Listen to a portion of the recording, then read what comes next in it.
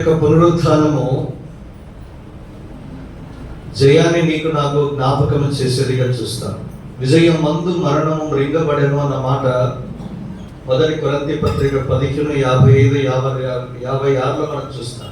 అందుకే అన్నాడు, ఓ మరణమా నీ విజయం ఎక్కడ, ఓ మరణమా నీ ముల్లెక్కడ, పాపపు ముళ్ళు మరణము, మరణానికి ఉన్న బలము ధర్మశాస్త్రము అని చెప్పిన తర్వాత, అయినను మన ప్రభువైన యేసు క్రీస్తు మూలముగా జయం అనుగ్రహించుచున్న దేవునికి స్తోత్రం అనే మాట మనం చూస్తాం. కనుక పునరుత్థాన పండుగ జయ జీవితానికి సంకేతం. ఇదైనా అపవాదిని జయించాడు, లోకాన్ని జయించాడు, మరణాన్ని గెలిచాడు, జయించాడు, సమాధిని గెలిచాడు, చివరికి తన శరీరాన్ని గెలిచి తిరిగి లేచాడు.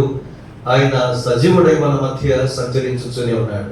కనుక యేసుక్రీస్తు ప్రభువు మన కొరకు చనిపోయాడు, మన పాపముల కొరకు చనిపోయాడు, గొప్ప క్రయం చెల్లించాడు, అమూల్యమైన రక్తం ఇచ్చిన ప్రజగా నిన్ను నన్ను కొనుక్కున్నాడు.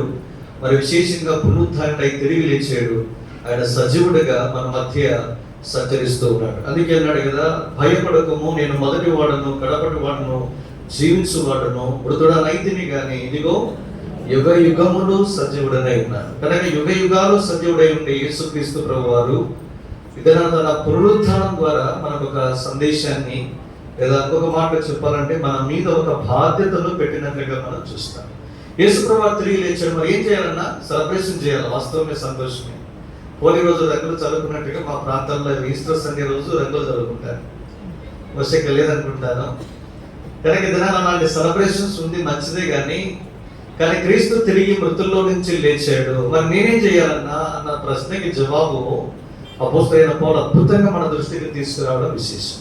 ఆయన సమాధిలో లేడు, ఆయన చెప్పినట్టుగానే తిరిగి లేచాడు. కనుక సమాధుల్లోకి వెళ్ళి పండగ చేయడాన్ని వై సీక్ యే ద లివింగ్ అమంగ్ దెమ్, సజీవుడైన వారిని మృతుల్లో మీరు ఎందుకు వెలుగుతున్నారు? ఈ సజీవుడైన ప్రభువు దగ్గరికి వచ్చి నువ్వు తిరిగి లేచావు కదా, నేనేం చెయ్యాలి అని ప్రశ్నిస్తే ఆయన జవాబును స్పష్టంగా సూటిగా మన కొరకు రాసిన సందర్భాన్ని మనం గమనించగలం. రండి నాతో పాటు కొరింథీయులకు రాసిన 2వ పత్రిక 5వ అధ్యాయము 15వ వచనం.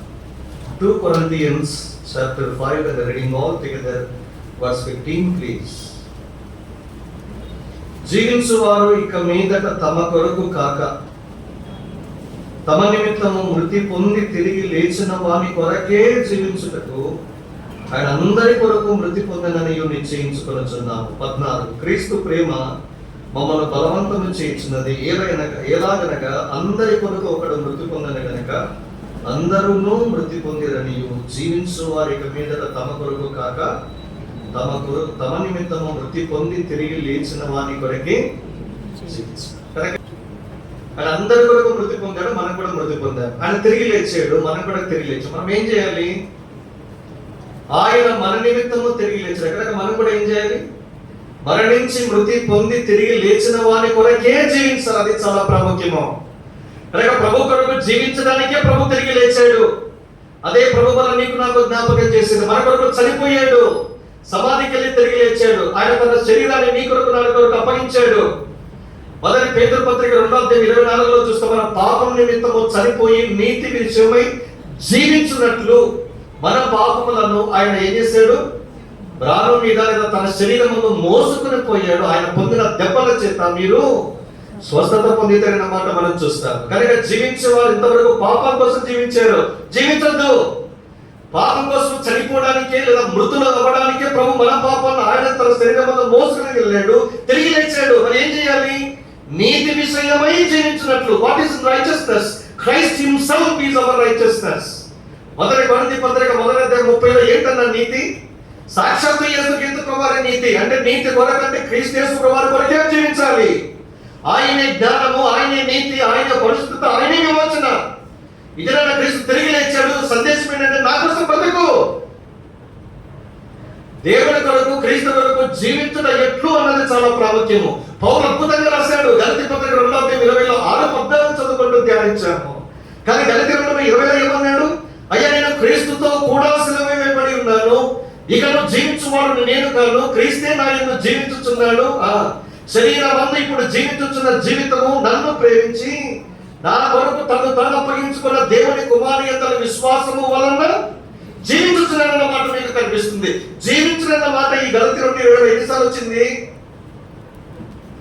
చూడకుండా చెప్పడానికి ఉద్దేశం అదే. 5 సార్లు కనిపిస్తుంది. ఒక సామాన్య వచనంలోనే 5 సార్లు జీవించుట జీవించుట జీవించుట ఏమి నొక్కి చెప్పాడు. పౌలుతో నీవు నేను కలిసి ఏకీభవించిన వారమై యేసుక్రీస్తు ప్రభువు కొరకే జీవించడానికి నన్ను ప్రేమించాడు. దేవుడు లోకాన్ని ప్రేమించాడు, అది యోహాను సువార్త 3:16. కానీ నన్ను కూడా ప్రేమించాడు. ప్రేమకు స్టేజెస్ కూడా మనకు కనిపిస్తాయి. దేవుడు లోకాన్ని ప్రేమించడం చరిత్ర. తర్వాత యోహాను 3:16 మాట మనం చూస్తాం. అదే యోహాను సువార్త 13 మొదట్లో లోకములో ఉన్న తన వారిని ప్రేమించాడు. లోకం వేరే, లోకంలో నుంచి తన కొరకు ప్రత్యేకించుకున్న 12 మందిని ప్రేమించాడు. ఎఫెసీ పత్రిక 5:2లో మనం ఏం చూసాము? క్రీస్తు మనలను ప్రేమించాడు. కాబట్టి అదే ఎఫెసీ పత్రిక 5:25-20 ఏం చూస్తాము? అటువలే క్రీస్తు కూడా సంఘమును ప్రేమించాడు. గలతీ 2:20 వచ్చేసరికి నన్ను ప్రేమించాడు.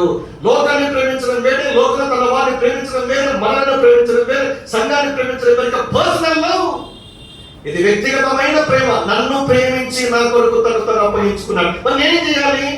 ఆయన అందరి విశ్వాసం, దేవుని కుమారుని అందరి విశ్వాసం వలననే నేను జీవించున్నాను. ఈ భార్య దగ్గర తర్వాత వచ్చే ప్రయత్నం చేస్తాను. కనుక నీవు నేను దేవుని కొరకు జీవించడానికి, బ్రతకడానికి ఈ లోపల నేను నన్ను సజీవుడిగా విడిచిపెట్టాడు. కనుక మనం ఏం చేయాలంటే దేవుని కొరకు జీవించాలి.